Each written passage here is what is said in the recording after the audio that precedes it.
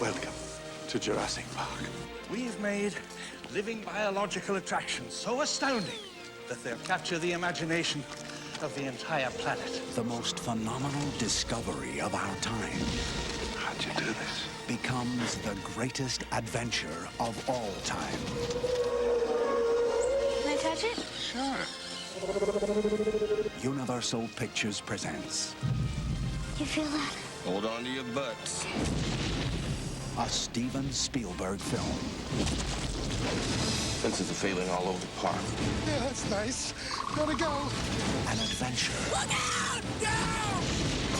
I can't get Jurassic Park back online. 65 million years in the making. Jurassic Park.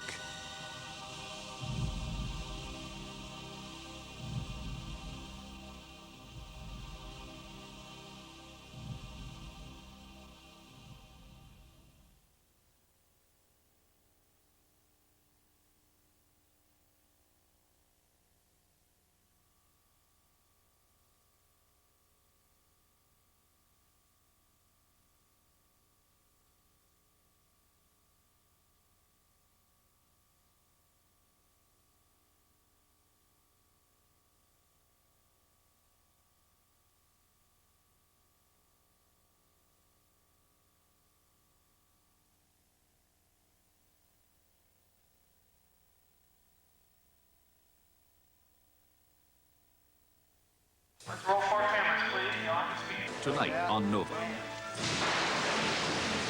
It was a smash hit, a Hollywood fantasy. But could it happen? I don't think there's anyone that has an interest in dinosaurs that wouldn't like to see one. Can we really make a dinosaur from DNA? Follow Nova's step-by-step recipe for creating the real Jurassic Park.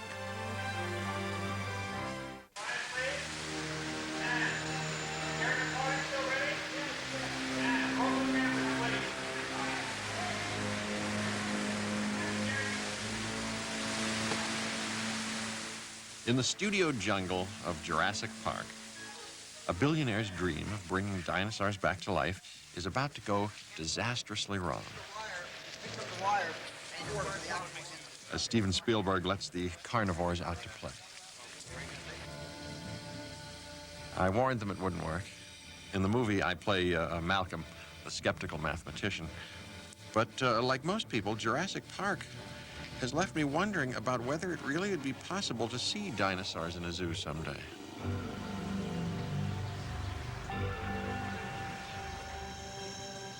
This is the Komodo dragon exhibit, and it's one of the more popular exhibits for reptiles in any zoo. And I think it's because these animals are, to most people, sort of living dinosaurs. Even though they aren't living dinosaurs, people imagine them as lurking in some island in Indonesia, ready to gobble up tourists whenever they arrive. Since Komodo dragons are such popular zoo animals, you can imagine that dinosaurs would be absolutely fantastic. Welcome to Jurassic Park. We've made living biological attractions so astounding that they'll capture the imagination of the entire planet. How'd you do this? Steven brought to life these extinct giants in an incredible way. He roars right there. This is where he hurls it into the skeleton. On the sets, we could only guess what these computer-generated creatures would look like. So you can get the raptors on this side of his head. To get him around this way, you can see him grab like the raptor's tail, and then he pulls the raptor, he steps back, he pulls the raptor around. Can you bring the McKinnon If you put your head like right about here, that's how big the head would be. down there? And then from there he hurls it? And then he would take a step back. He'd be wiping like right over camera. Like that, yeah. Okay, then the roar, and then we go up to the sign. Nice, make a small adjustment off him. Of course, it's just science fiction. Or is it? Could the fantasy ever become a reality? It seems like an incredible idea to think of living, breathing dinosaurs. It's the kind of idea that you think is going to be locked in the realms of science fiction forever. But about 12 years ago, I began to realize that it might indeed be possible to bring extinct animals back to life. I remember in the early 80s walking on the beach with Marvin Minsky, who was at the AI lab at MIT, and saying in this very tentative way, I'm thinking about doing a story about a genetically engineered dinosaur, and waiting to see if he would make fun of me. And he said, oh, well, yeah, that could probably be done one day, which I found very encouraging. We talked to T-Rex at 32 miles an hour. Cute T-Rex? Mm-hmm. You said you've got a T-Rex? Uh-huh. Say again. We have a T-Rex. There's such a reality to it that's why I got really interested in this, because I said, God, science and adventure just come smashing together, and now it's based on what is probably going to happen someday. This is the laboratory where the dinosaurs were hatched. It looks like real science, but of course it's pure Hollywood. But just suppose there was a person rich enough, crazy enough, and patient enough to try the experiment. Would it really be possible to recreate living, breathing dinosaurs? And how would you do it? After biting a dinosaur, the mosquito would land on the branch of a tree and get stuck in the sap. This fossilized tree sap, which we call amber, waited for millions of years. The notion in the book was that one could drill into this piece of amber, drill into the insect, and extract genetic material, not only from this animal, but also from whatever bloods it had sucked. Bingo. Dino DNA. The inspiration for Michael Crichton's plot came from George Poinar, a scientist who's made a lifelong study of insects in amber. Well, the wonderful thing about amber is that it preserves the actual insect. You see, it's not just the impression, but the complete insect is formed even with all the internal tissues. These insects were in such perfect condition that Poinar began to wonder whether their DNA, their genetic material, might also be preserved. But each time he tried to extract the DNA, he ran into trouble. He discussed the problem with his son, Hendrik. We continued looking for DNA in this material and didn't succeed here at Berkeley. And then at that time, Jurassic Park came out. Hendrik was up. Yeah, literally just talking it over with my dad as to whether or not something like that was a feasible project. And he said, well, I'm taking this molecular biology class, and I can do it as a project, as a senior project. Why not try? It's not going to hurt. Hendrik suggested a way of cracking open the amber by freezing it with liquid nitrogen and exposing the tissue of the insect. But what would it take to extract DNA? Hendrik was not the only scientist who wanted to find out. Well, in Jurassic Park, the author makes it sound like isolating DNA from amber and fossil material in general is quite easy. And the reality of it is quite different. It's very hard to get DNA out of fossils. If we get a fresh-caught specimen, say a fly or a moth that we'll get outside, it'll take us a day or two to get DNA from it and actually sequence that DNA. It took us over 6 months to get anything out of amber at all. Rob? Rob DeSalle and Ward Wheeler succeeded in isolating DNA from a 40-million-year-old termite. But this specimen, like most insects in amber, was formed 25 million years after dinosaurs became extinct. Close, but not quite old enough. If one wanted to try to recreate a Jurassic Park scenario, we have to work with considerably older material. And some of the stuff we have here is from the Cretaceous, lower Cretaceous of New Jersey. So this material was alive when dinosaurs were alive. Most of this Cretaceous amber is broken up into smaller pieces. As you can see, though, some of these pieces will hold insects, and this is a particularly nice insect. That's actually the oldest bee ever discovered and described there. 100 million years old. And if we're starting to talk about biting insects, there were biting insects back from the Cretaceous that we find in amber. This little creature here is probably about the size of the head of a pin. That, I imagine, would be much more difficult to get make the task DNA of from. extracting DNA pretty difficult, very difficult. These tiny insects from the age of dinosaurs were a tantalizing challenge. Back on the West Coast, Poinar Jr. was still plugging away. Working under Dr. Raul Cano, he was looking for DNA in insects over 100 million years old. Just as the movie was released, the team made an amazing announcement. They'd gotten DNA out of a 130-million-year-old weevil. So basically what we've done here is we proved that the DNA can be retrieved from pieces that old, which is a crucial step to be able to go on to, try to look for dinosaur DNA. Since then, they've found traces of DNA in the guts of a blood-sucking insect, and they think it may be dinosaur DNA. So now science is starting to sound like science fiction. We wouldn't have any idea as to what type of species of dinosaur. We wouldn't know whether it was a T-Rex, a duckbill, a Triceratops. We wouldn't really know. Some of these blood-sucking insects in this Albertian amber may have the blood cells of quite a range of dinosaurs in their stomach. Tough as it is to untangle dinosaur DNA from the DNA of the insect itself, figuring out which species of dinosaur it comes from is impossible. The only way to do that would be to go straight to the bone. Now, until recently, nobody thought it was possible to isolate ancient DNA from fossilized bone. That's why Michael Crichton chose the insect in amber root. But tiny fragments of DNA can survive in bone if the conditions are right.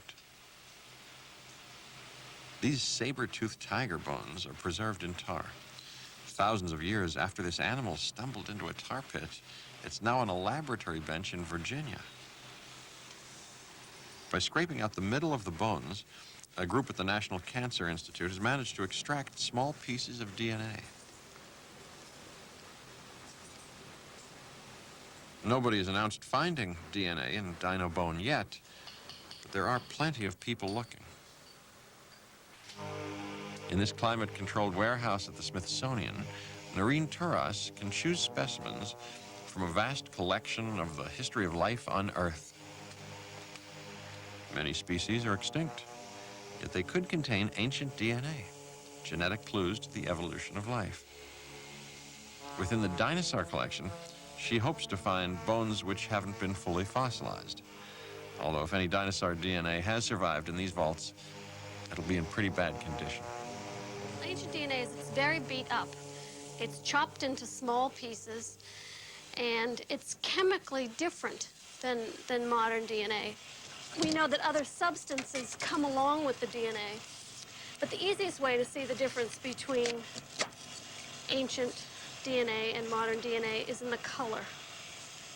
This brown pellet in the bottom of this tube is an ancient DNA sample, where the clear pellet in the bottom of this tube is modern, contemporary DNA. So when we talk about going back in time as far as the dinosaurs, we have to be aware that if there's any remnant DNA, it's going to be in very bad shape. Okay, this is a piece of dinosaur bone. The bone surface is glassy and smooth. It's been weathered through 100 million years in the geologic record. The oldest sample to date that we've extracted DNA from is a 13,000-year-old mastodon from southern Chile. We have worked on a wide variety of samples, and when we go to choose a sample, we look for certain landmarks in the bone.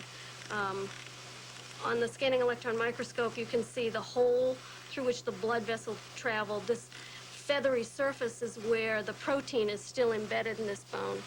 And where we find protein, we find DNA. But dinosaurs are a long way out there in the vertebrate fossil record. I think we've got a lot of work between the 13,000-year-old mastodon and the 100-million-year-old dinosaur.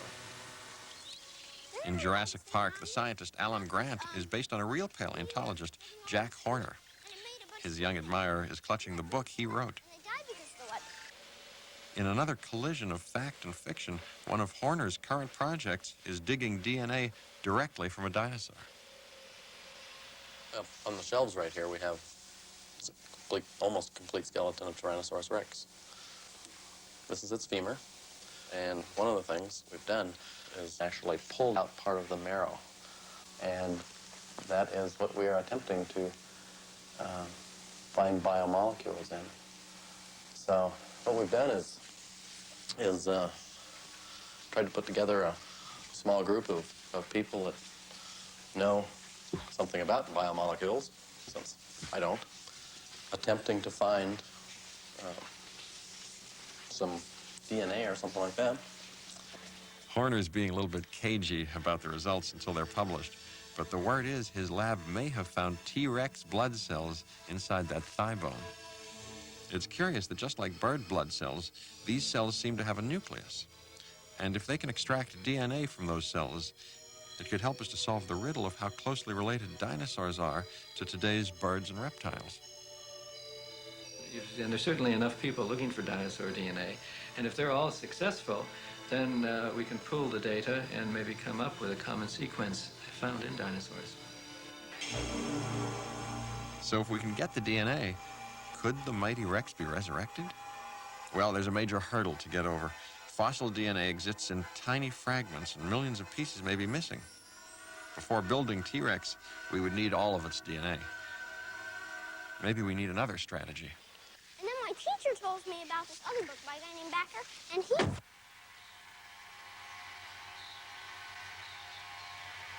Now, there's another way to make a dinosaur besides fossil DNA. This is a ground hornbill, a meat-eating bird, and that bird has genes for making teeth, like a dinosaur, and a long, scaly tail. The genes are turned off, the little off switches to the genetic code. If we could get into the egg and the sperm from someone like Charlie and his mate, we could get those off switches and go click, click, click, turn them on. We could grow teeth in the jaws and a long, scaly tail, and even claws on the wings. And the first step has been taken. Laboratory experiments have produced birds with teeth. So we've made that first step of turning Charlie to a beast like this. This is a jaw of a meat-eating dinosaur, an adult, just about as big as Charlie. This is a raptor. And maybe with manipulating his eggs and sperm and a little bit of luck, we can get tooth-bearing, tail-dragging dinosaur. But this genetically engineered creature, it'd be a weird collection of dinosaur parts, not a real dinosaur. Surely the whole point of a dinosaur park would be to see the real thing.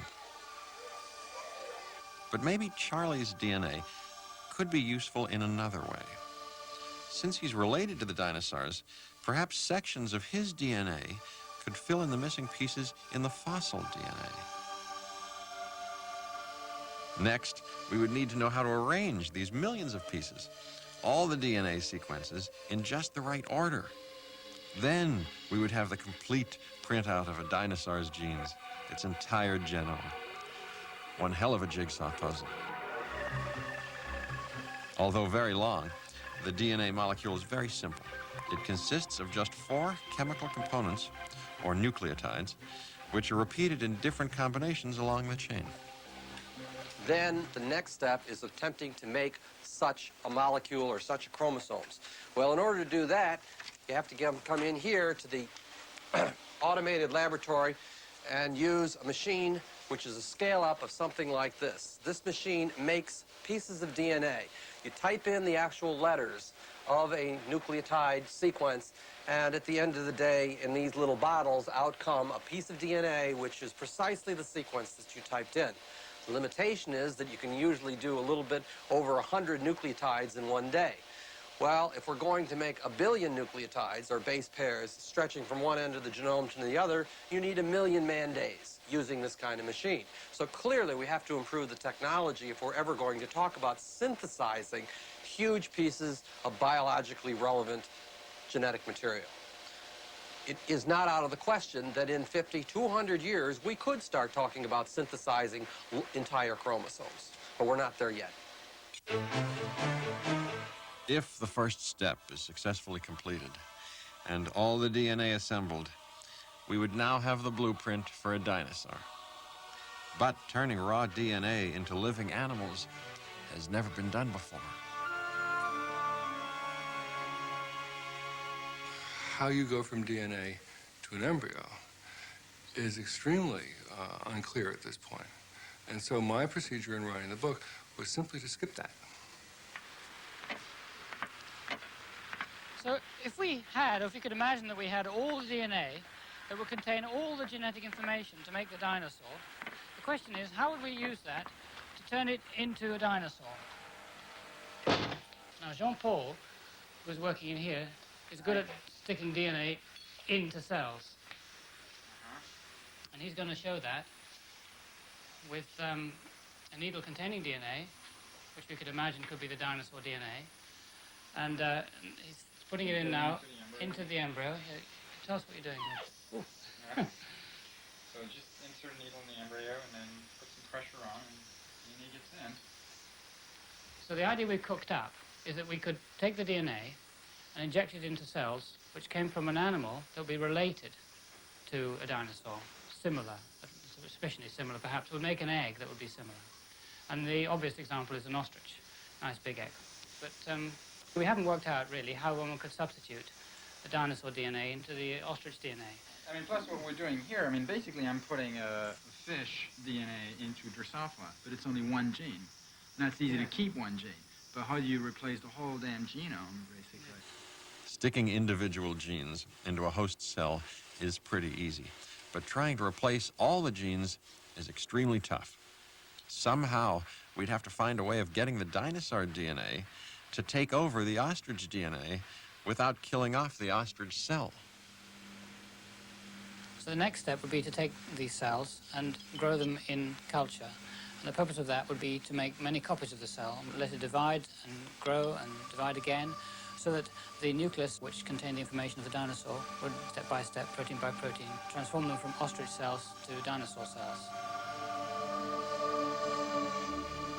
We've now got the cells, and they're growing in culture, and they seem to be growing quite well, at least we imagine that situation. And now we've got these cells. Now the question is, these are body cells, so how do we get them to make a dinosaur? It's not so easy. There's more problems still to come.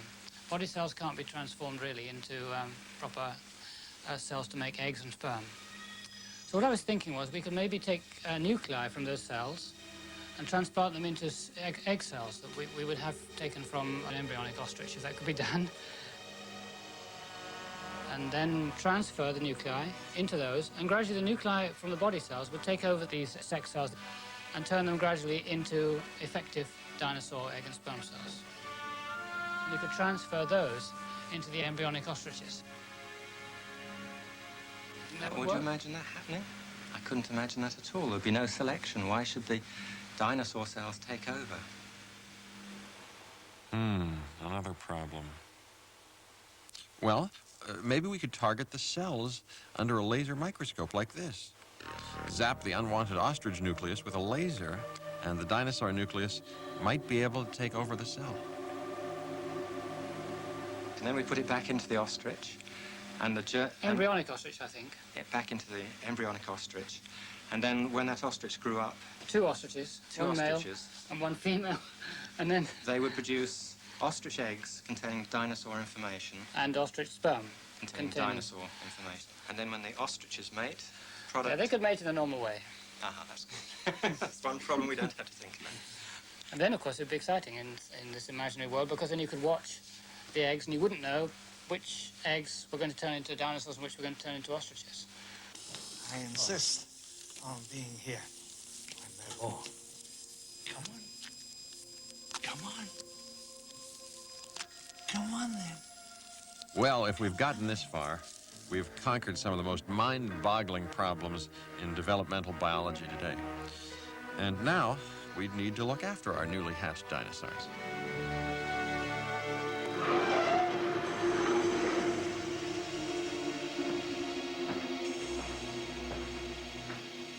You can take your dinosaur DNA and accomplish all the intermediate stages to this point, the stage of the embryo. Then you're very much farther ahead, because it's actually quite easy to go from the embryo stage to a full adult animal. You might think in order to accomplish this that you would require a Tyrannosaurus rex mother, but in fact you don't. We know from existing technology that you can do it without any mother at all.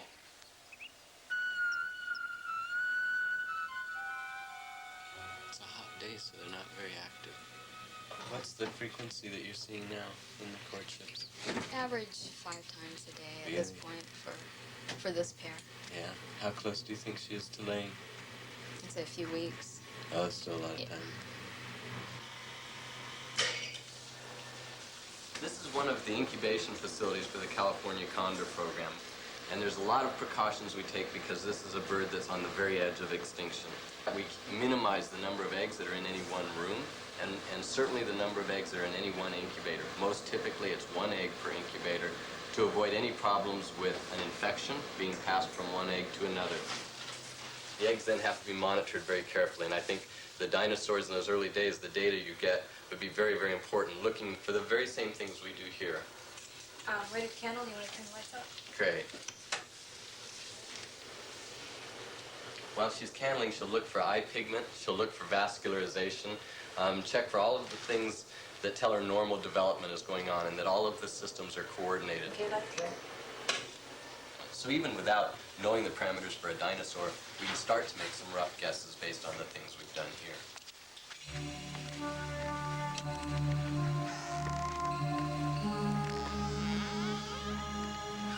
He's about 36 hours old. Oh, good.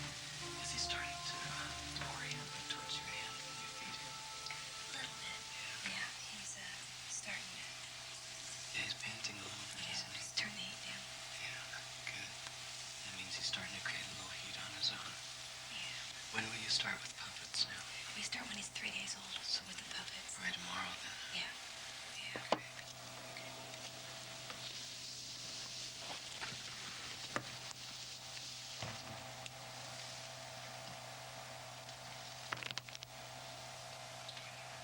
The puppet is intended to give the chick something to focus on, to provide it with an image of what it is, so that when the bird goes to the wild, it does not look to a human being to mate with, does not look to a human being to supply it with food, in that, as far as we know, the greatest threat to the condor is, in fact, the human being.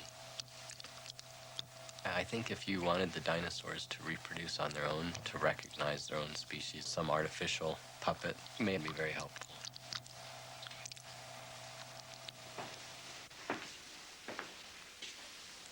These are Jurassic Park dinosaur eggs. As you can see, they're roughly the size of an ostrich egg. But in fact, an animal the size of a large building grew from an egg this size.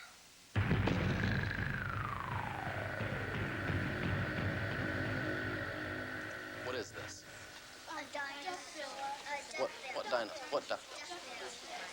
Myosaura, right? Now, when these babies hatched out of their egg, they're pretty little compared to their mother, right? Yeah. How fast do you think a dinosaur could grow? An inch each day? An inch a day? Well, that's quite a bit. Yeah.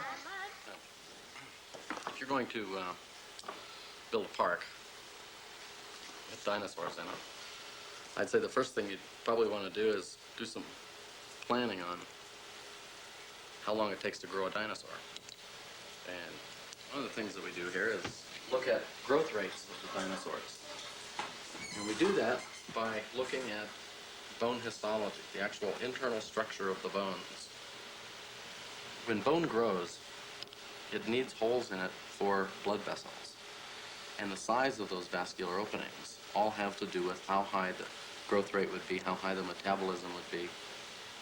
So you take an area like this and then pick out a certain amount of space, and whatever we color blue, we can measure. So 30% of it is whole space. 30% is pretty high. Based on the vascularization and direct comparisons with birds, it appears that the baby dinosaurs hatched out of their egg at about 18 inches long, grew to 3.5 feet in about 3.5 weeks, reached 9 feet the first year, and reached adulthood, or what we would call about 20 feet, in about 4.5 years.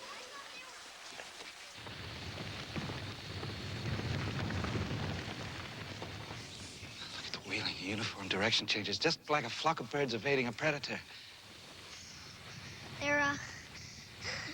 They're flocking this way.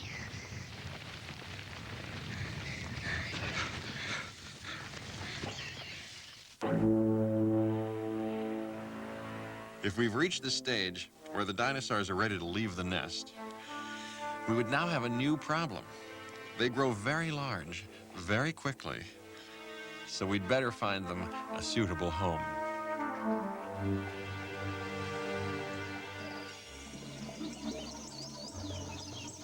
In Jurassic Park, the dinosaurs come from two distinct eras: the Cretaceous, which ended 65 million years ago, and the drier Jurassic period, which ended 145 million years ago. These Louisiana wetlands might suit Cretaceous dinosaurs. They could meet up with some old friends. Giant alligators, similar to these, thrived in the age of dinosaurs.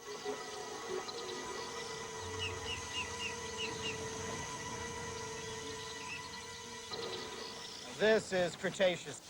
This is the closest you can get anywhere in the world to a perfect Tyrannosaurus rex habitat. Oh, little gator. This is frozen in time. Frozen in time. This is a Cretaceous fish. I've dug hundreds of these giant armor-plated gars. This is your typical fish. You come to Wyoming with me. You dig Triceratops, you dig T-Rex. Guaranteed you'll find hundreds of these armor-plated scales and skull bones, occasionally jaws. Yeah, how long do they go back, Bob? Ooh, gars go back further than Triceratops. They'll go back nearly 100 million years with hardly any change at all. So, since the Rockefeller Refuge is full of gars, and since the Triceratops beds are full of gars, that's strong evidence that the habitats are extremely similar.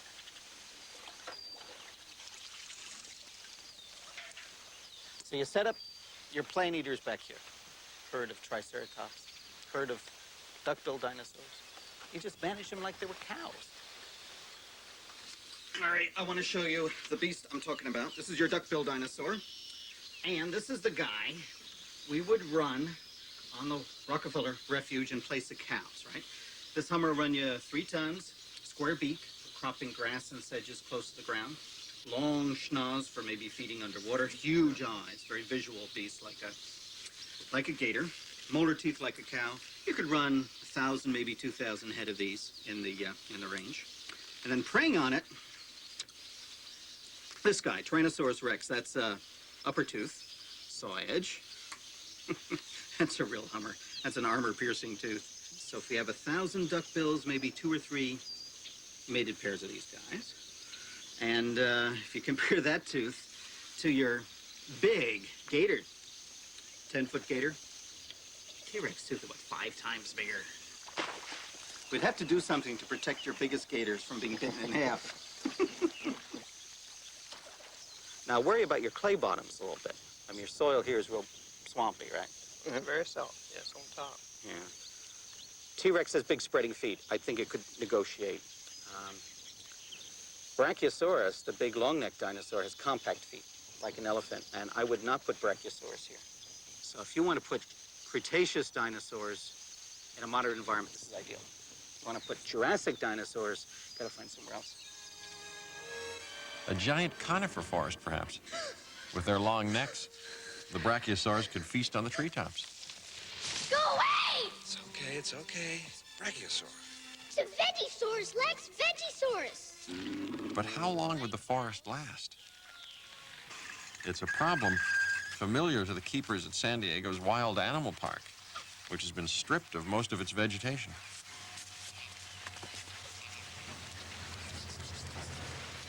Paleontologists can theorize about a real Jurassic Park.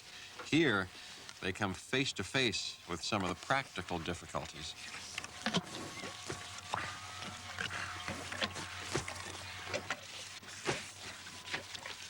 Actually, when these rhinos first were introduced into this exhibit, a lot of the vegetation was the chaparral-type shrubbery. And they wouldn't eat the diet that we had for them. They started eating all the shrubbery. The exhibit itself used to look like the surrounding hills with the chaparral, but the more animals you put in, of course, the more damage they do. So whatever you plant in here, you have to protect. That would be a big problem with, I'm sure, a Jurassic Park type situation, too. At San Diego Wild Animal Park, the tram carries visitors through different habitats. Going into East Africa now? These are the northern white rhinoceros. In a dinosaur park, they could travel through time, too. From Cretaceous dinosaurs wallowing in an artificial mud hole to the Jurassic dinosaurs, which would thrive in San Diego's dry climate. want to have a few hundred animals for genetic diversity if you're going to be breeding them. But again, you would probably have to have, you know, several areas to hold up any several animals. little groups. That's right. So you'd have to have more than one Jurassic Park, I would think, to really make it successful. Well, Jurassic Park is roughly the size of this park, as it's described in the book. So if you could have 10 Triceratops here and you needed 300 to keep them healthy, you need parks all over the world. You would. I don't I'll see set up one. any other way to do it. Jack will set one up in Montana, I'll set one up in Wyoming. There's 3. All right. Once we've designed our artificial Cretaceous and Jurassic environments, we need to make sure the dinosaurs are fed properly. I'm loading up right here 1 day's feeding for one of our elephants. Our elephants weigh anywhere from 6,000 to 9,000 pounds. And if you look at a dinosaur, which may be many, many tons, think of multiplying this amount of food and providing it on a daily basis.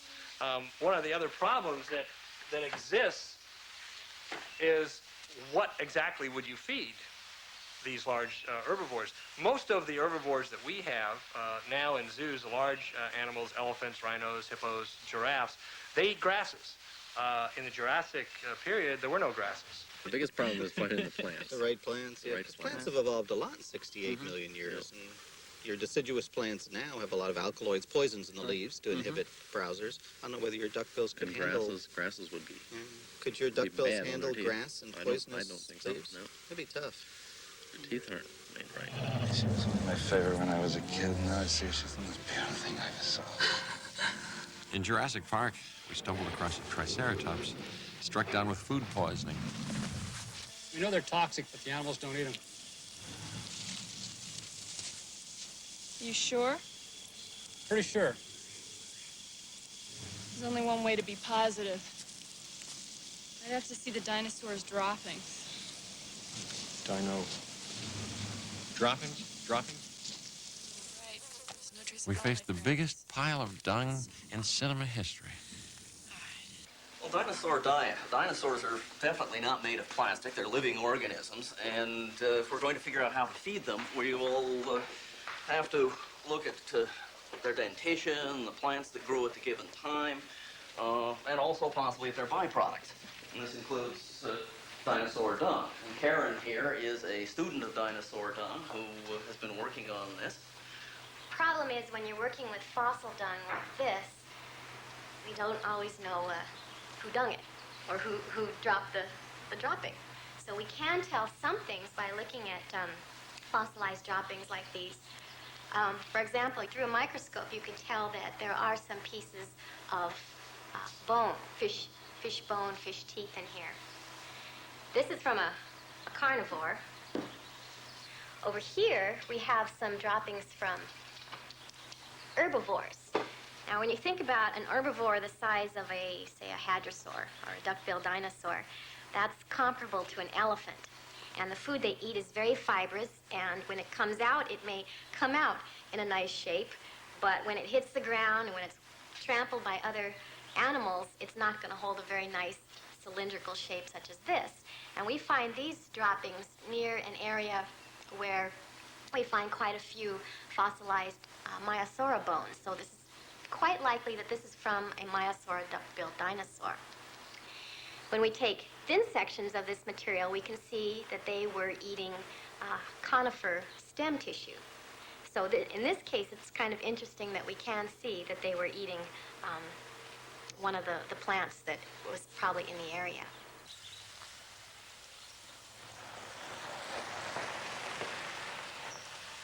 Today, you can still find plants closely related to species that flourished when dinosaurs were alive.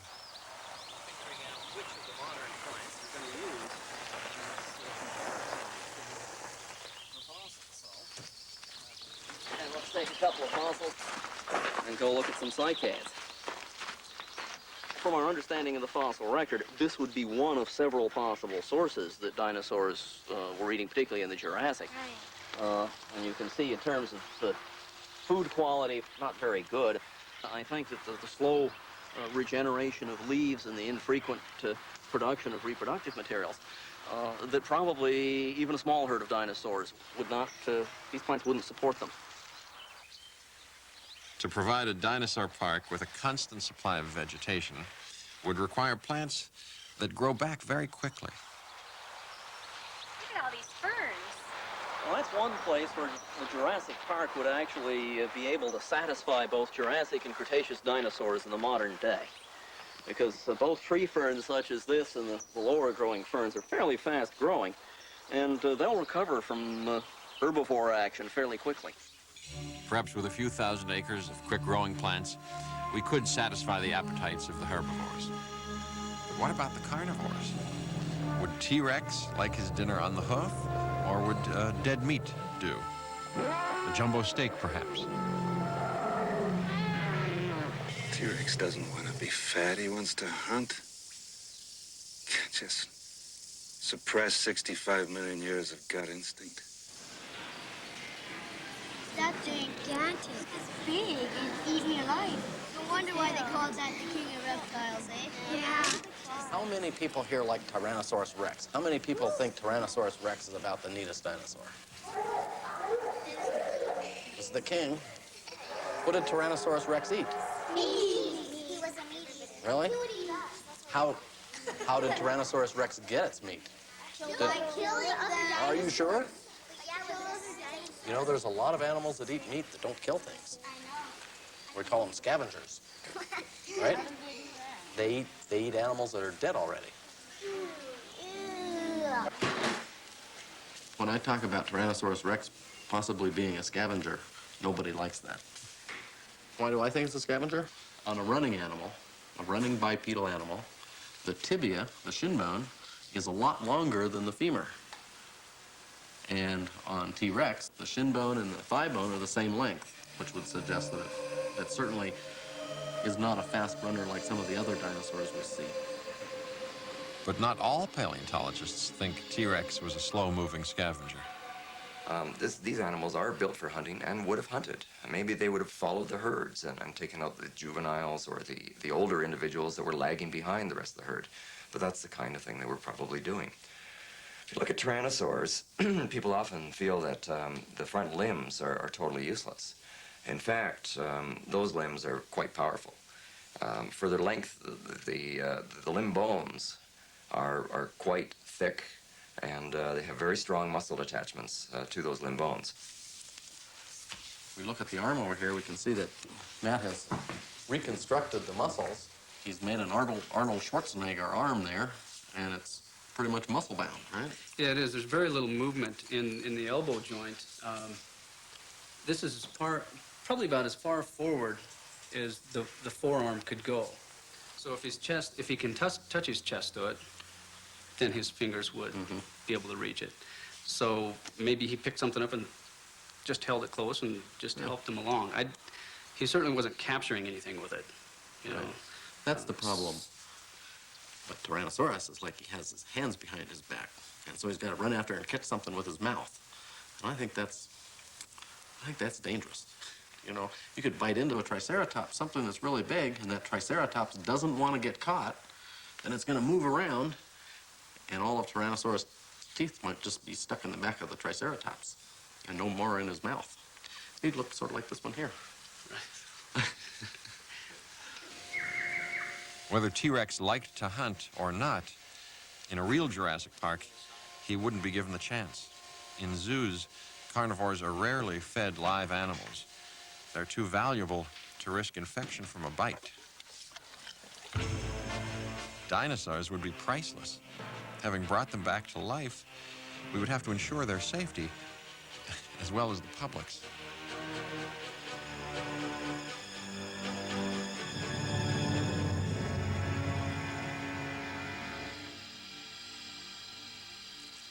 As we come up around this corner, if you look back at the Squaw Valley Agricultural Preserve, that means that it's not open to commercial building. That's why you don't see any. With any animal transported to a new environment, there's always the risk of new diseases.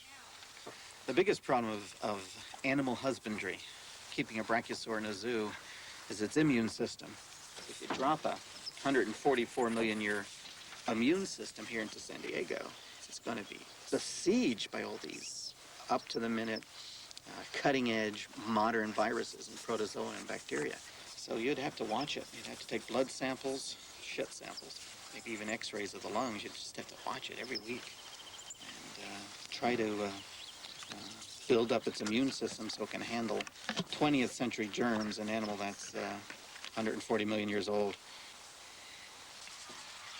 One of the problems that very large herbivores have here, particularly elephants, which are the largest, is maintenance, daily maintenance and care.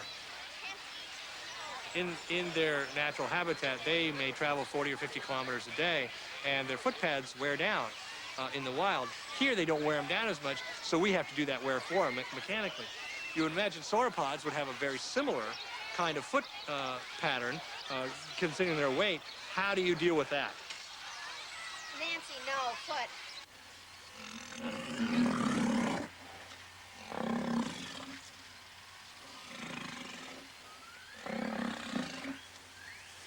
There's abundant evidence that Triceratops would be just as hard to contain as a 7-ton white rhino.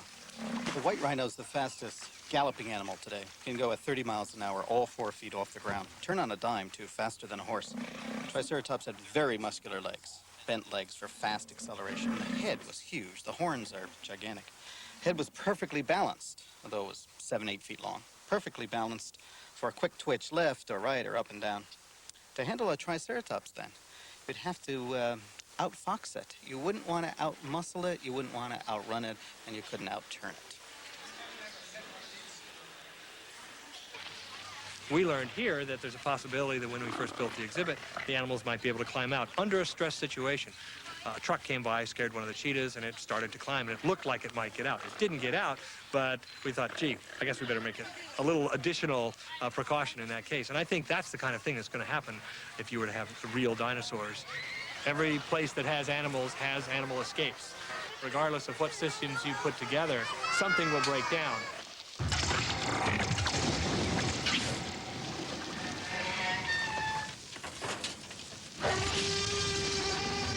Absolutely still.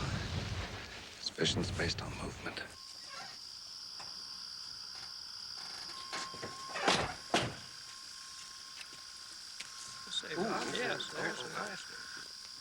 Dinosaurs had the eyes of eagles, the snouts of gators, really good sense of smell.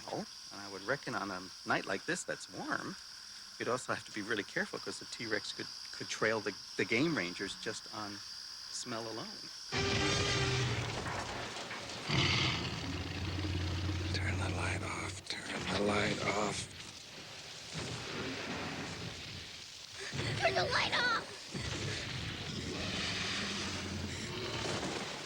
Hang on to one of the safety rails. There's about an 8 to 40 foot drop at any given time, so be very careful about that. We wouldn't want to interrupt the lion's feeding schedule. If you have an animal escape, and there are people out there on the train, then what do you do? Okay, we have a fail-safe system to where we set up different scenarios. What we would do is the last person that sighted the animal would try to stay in visual contact with that animal. So we would set up a ring of trucks and then dart the animal. We'd need a bigger train. and bigger fences and a deeper bigger moat. fences. Imagine a Sumatran tiger that weighed 5 tons and that was 20 feet tall. That would be a situation that we'd have to look at and try and develop a standard operating procedure for, I would guess. The velociraptors and the deinonychids, I think they would be probably the most difficult because you'd pretty much have to wait until you had some before you could figure out what they could do. The fences are electrified, though, right? That's right, but they never attacked the same place twice. They were testing the fences for weaknesses systematically. They remember. In Jurassic Park, the raptors are portrayed as being very intelligent animals. And in fact, there's quite a bit of evidence for that. We found over the years bits and pieces of raptor brain cases. And these brain cases do give us a pretty good idea of how big the brain would be.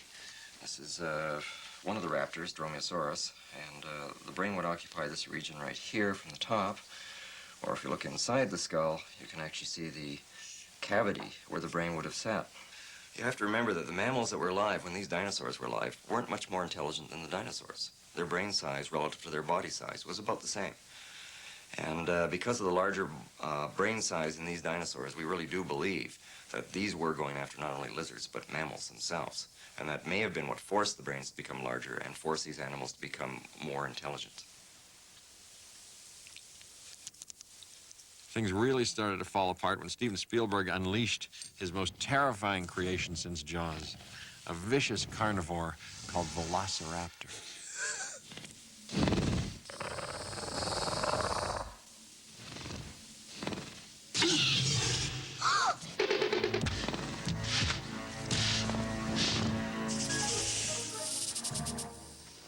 The Velociraptor wasn't mean enough for Steven Spielberg. He wanted to make a larger animal, twice as big, to really scare the public. Just about the time that he was putting together the movie, we made a discovery in this quarry that held out his views of what a real terrible dinosaur would be like.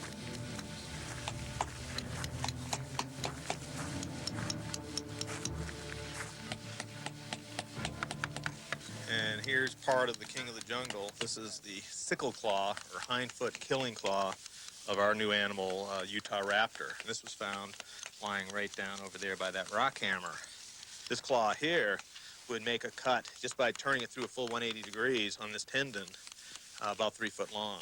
As it kicked its feet, that would be cuts 5 and 6 foot long every time it kicked its feet like a cat to disembowel its prey. Not a pretty picture, and would produce wounds larger than the bite of a Tyrannosaurus Rex.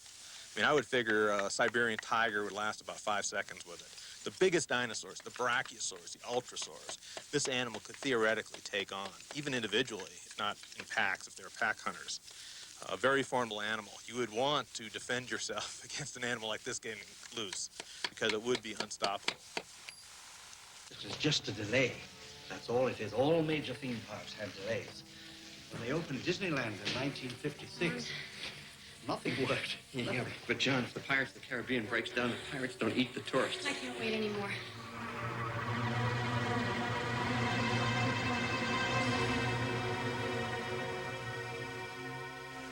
I think it's important to remember that Jurassic Park is fiction. It's a fantasy, even though it's also a cautionary tale about the hazards of genetic engineering. But it may very well be at some point in the future that it's possible for us to recreate these amazing animals and make a place something like this. I don't think you're giving us our due credit. Our scientists have done things which nobody's ever done before. Yeah, but your scientists were so preoccupied with whether or not they could, they didn't stop to think if they should. Yeah, I don't. The purpose of what we do is not to recreate extinct and terrifying things, to menace mankind. I mean, we study these things because we find them interesting, because they tell us about the history of life in the past, about what's going on today. But we're not going to try to recreate anything and unleash it, basically. That's not what we're interested in doing. We take a moral argument, we take a position of a great, moral argument that this should never have really happened. And Hammond brings up the point that if he had recreated genetically a whole flock of condors, a current endangered species, nobody would be throwing up their hands and making such a fuss. I think any billionaire planning on setting up Jurassic Park would have to give a great deal of thought to the political implications. Behind me we have the California condor, and you'll notice that the facility is surrounded with barbed wire. But that's not to keep the condors in. That was to keep people out, because early in the condor program, with the numbers so low, there were many people who didn't believe we should try to save the condor. And they felt the condor was better off dead than in captivity. And I think certainly as you look at dinosaurs and consider the world today, that is what you're talking about. You're recreating a living organism to be a living museum piece. It would be only in captivity and with no hope for release to the wild. If we get into that, into the politics of genetic engineering, obviously, there are a lot of pros and cons against generating new or extinct kinds of animals. But I don't think there's anyone that has an interest in dinosaurs that wouldn't like to see one. Let's roll 4 cameras, please. Y'all at your speeds. For the moment, our closest encounter with the dinosaur will be at the movies. Okay, and first we're going to say action, so action. Hit.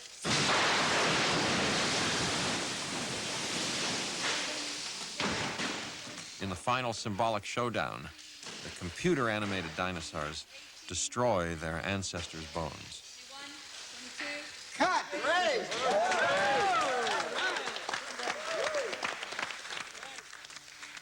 Could the fantasy become real one day? To bring dinosaurs back to life would require the box office receipts of every Steven Spielberg movie ever made. And that's just to tackle step one. The scientific obstacles are enormous. And even if it does become possible in 50 or 100 years, should we even try to do it at all? Perhaps we're better off marveling at the past rather than tampering with the future.